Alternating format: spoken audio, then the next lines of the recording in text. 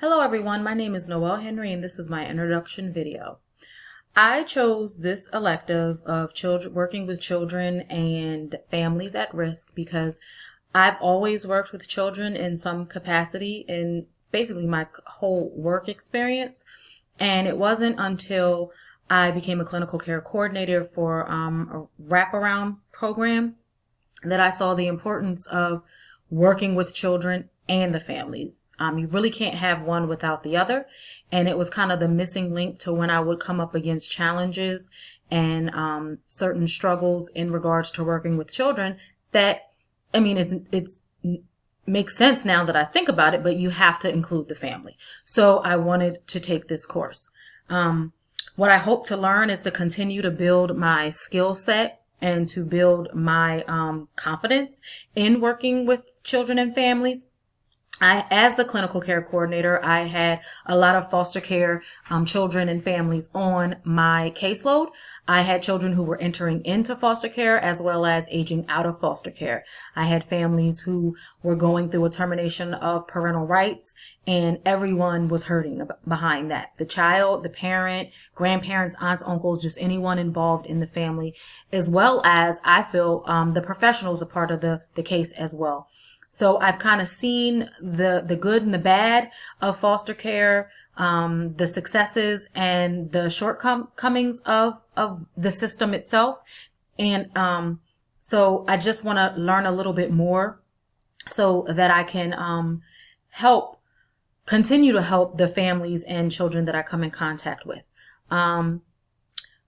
One thing that I think everyone should know in regards to what I feel about child abuse is that child abuse does not end when the abuse stops.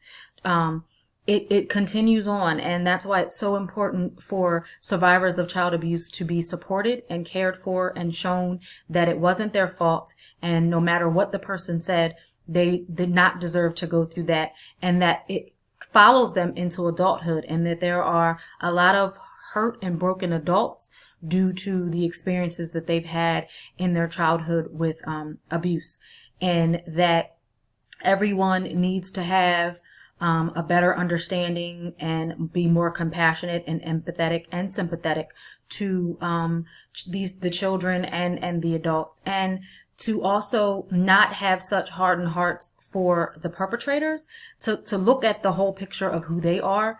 Some of them are who they are, and our feelings are just and right. And then some of them are survivors themselves, and they don't know any better, and it's not necessarily something that they want. I guess I'm kind of in the middle, and I just have to look at every case on a case-by-case basis before I make a determination or a judgment. I can't say that every perpetrator is a horrible, evil person. I know that just because I've worked in the field of child abuse, hands-on and up close and personal, and it is very easy to be judgmental right away when you hear a person's backstory.